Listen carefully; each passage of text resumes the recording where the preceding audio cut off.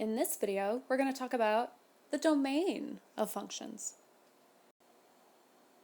Just a reminder that a function is a type of a relation where you have exactly one output per input. So one y per x, one range per domain, however you want to think of it. A couple of visual cues. First being our little set diagram here where you have a domain that maps to their respective ranges.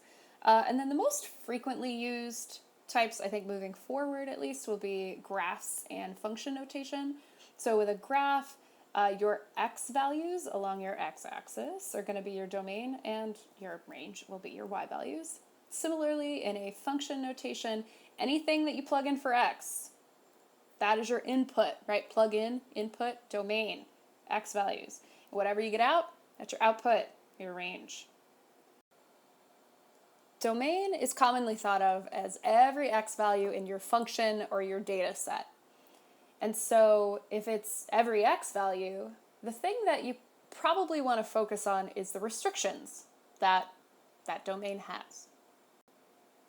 And the two most common domain restrictions are variables in your denominator, so you got a fraction with an x or a couple x's in the denominator, or a even root, so square root, quartic root, which is fourth root, sixth root, etc. Anything that's an even root is a little dicey.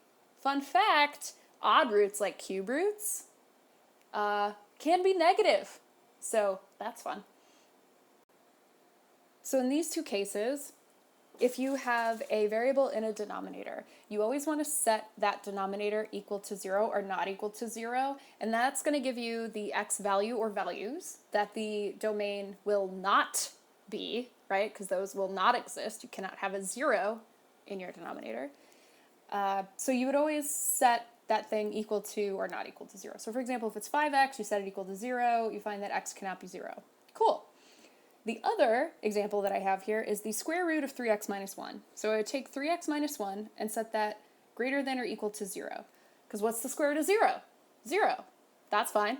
That's cool. It's not in the denominator. What's the square root of a negative number, though? Yeah. We're not talking about imaginary numbers. Not yet. But, so that's why I have it greater than or equal to 0. So any number starting at 0 that's 0 or greater. Duh. And so I just solved that equation to get that x is greater than or equal to 1/3. So starting at 1/3 and any number greater than that, that's going to be fine for my domain. Anything less than 1/3, not going to work. So when we go to write our domain, there are two notations that we use in mathematics. One of them is called set builder. So I'm going to take the example from the last slide. I have y equals 2x plus 3 over 5x. We've set 5x not equal to 0, so it cannot be 0. So one way, especially when you're starting out with these notations, is to think about it in terms of a number line. Whether you draw out the number line or just visualize it, doesn't matter, but it comes from that idea. So if my number line represented every single real number along the domain or along the x-axis, starting from whatever the most negative to whatever the most positive number might be, x just cannot be 0. So it's every other number except for 0. So in terms of our number line, if you remember, right, we would write an open circle or draw an open circle on 0 and not shade it in, which means that it does not contain that number, but we shade in everything else. And here's how we write the domain in set builder notation. So just to back up before we look at what these symbols are. Remember, we're just trying to say that the domain is all real numbers, every number except for 0. So the way you write set builder notation, the things that you always include no matter what, are these squiggly looking things. So they're called braces, curly brackets, or squiggly brackets. I'm not kidding. Yes, they're called curly or squiggly brackets. I love that. So you start one, you end one, and when you're talking about domain, you're talking about x. So we always put x first, and then there's this like long line that looks like half of an absolute value thing. So you just draw a really long line. So that is telling us, hey, we're talking set builder, hey, we're talking domain, we're talking X. Great. What comes after it is what the domain actually is. So if your domain has either no restrictions or like a few restrictions, like it can't be 0, it's greater than 1 or something, you always want to include X, this weird E thing, which means is an element of, and then a capital R, which means real numbers. Technically it has like, it's a different symbol, but you know, we don't have a math keypad here. So we're talking about domain. X is an element of all real numbers, which is saying the domain is all real numbers, except X cannot be 0. So if you forgot about this X cannot be 0 thing, if you just had the X, the bar, and the X is an element of all real numbers, that would be like the domain of like a line or a quadratic, something that has no restrictions. So I know, it's weird, but you'll get used to it. So now let's write the set builder notation for the domain of our second example from the beginning of the video with a radical. So remember the square root of 3x minus 1. We set 3x minus 1 greater than or equal to 0, solve that x is greater than or equal to 1/3. So now I'm going to apply that to my line. So remember, algebraically we solve for x to be greater than or equal to 1/3. So I approximate 1/3 on my number line, and I shade in that circle because it can equal 1/3. It's not excluded. And so I shade to the right because that means greater than. Okay, so when I put it into set builder notation, remember those squiggly little brackets. They're just part of our set builder lives. X, because we're talking about the domain, that big old line, and then X is an element of all real numbers because it always is. Very few functions do not have that, which we can get into later. And then I just throw in whatever the restriction is. X is greater than or equal to 1/3. And done. So the other notation that we can express domain and range with is called interval notation. And we're going to use the same two examples we've been using in this video to demonstrate interval notation. So reminder, we've got a variable in our denominator, 5x cannot equal 0, so x cannot equal 0. We got our number line. So we know that the domain is all real numbers, just not 0. So let me show you what that looks like in interval notation. So remember, we're saying the same thing as with set builder, that x is all real numbers, but it's just not 0. So here's a different way to say the same thing, but using kind of different symbols. That's the word. Okay, so domain. X is an element of. We were talking about range, we'd say y is an element of, but it's domain, so x is an element of. Sorry, you cannot escape the weird e thing. And so we're talking about two different like sets of numbers. Everything leading up to 0, but not including 0, and everything beyond 0, obviously still not including 0. So here's how you say this. Parenthesis, negative infinity, comma, 0, parenthesis.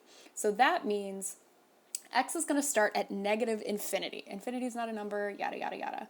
And it goes to 0, but doesn't contain 0. So parentheses mean it does not contain that number that it's next to. And then U means union or and in regular English. And then again starts back up at 0, right? Parenthesis because it doesn't contain 0, and then it goes to positive infinity. Fun fact, infinity in interval notation will never, ever, ever, ever have a bracket next to it, which is what we're going to get into. But infinity, always parentheses. Negative, positive infinity, always parentheses. Now let's take that second example and write it in interval notation. So as a reminder, just in case you forgot, we were working with the square root of 3x minus 1. We found that x has to be greater than or equal to 1/3. So let's throw it on our number line and write it in interval notation. So just as before, we find 1/3, we color it in because it contains 1/3, and we shade to the right because it goes beyond it, greater than. So x is an element of, we're talking about domain, and so it starts at 1/3, but it contains it. So instead of a parenthesis, we use a bracket. That's like a thing that looks like an unstapled staple to me.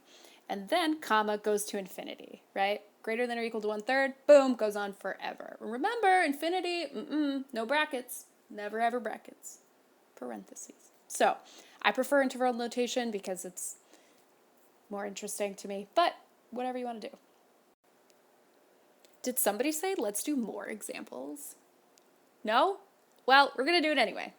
For the next set of examples, there's 4 of them, and then that's it. I want to look at finding the domain graphically.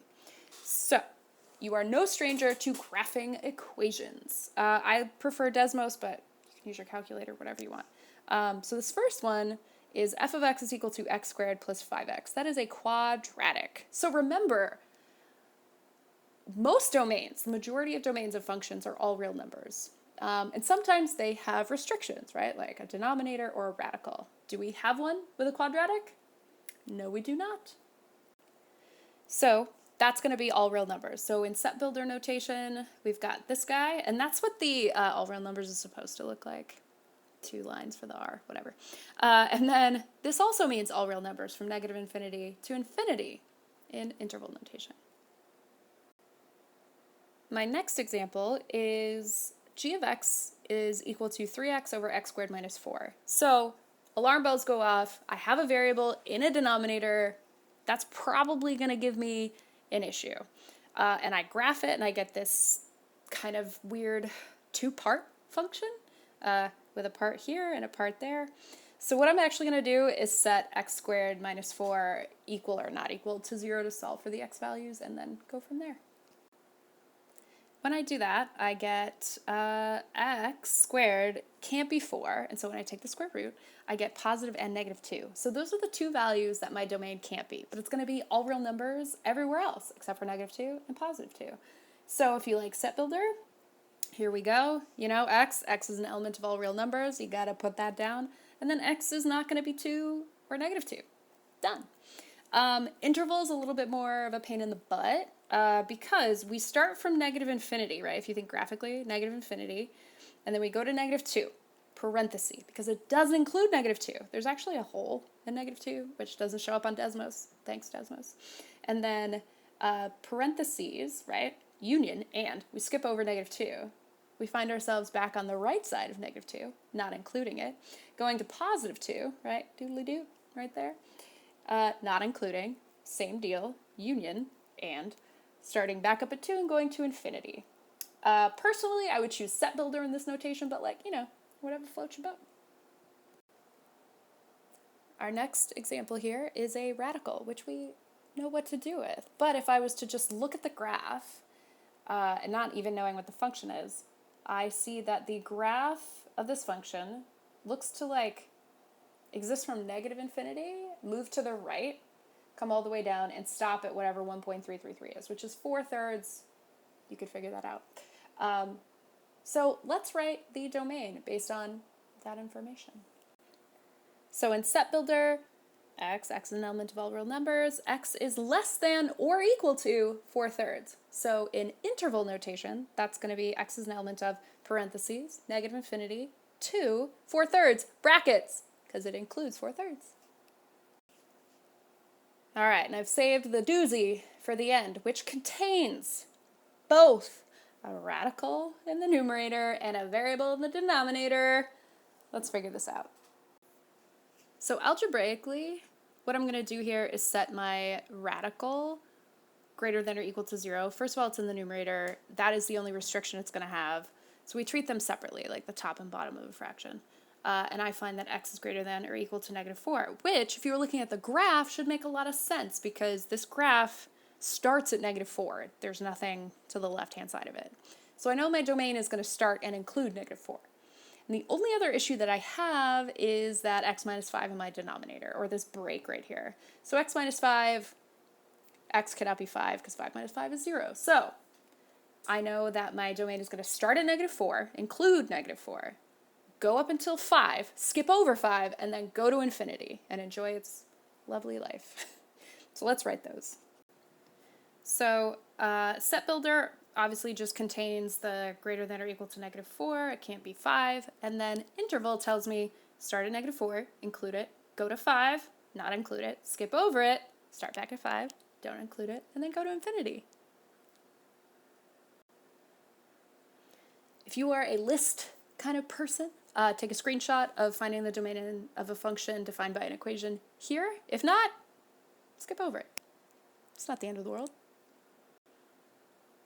Or is it? Kidding. It's, well, for the dinosaurs here. Anyway, thank you for watching this video.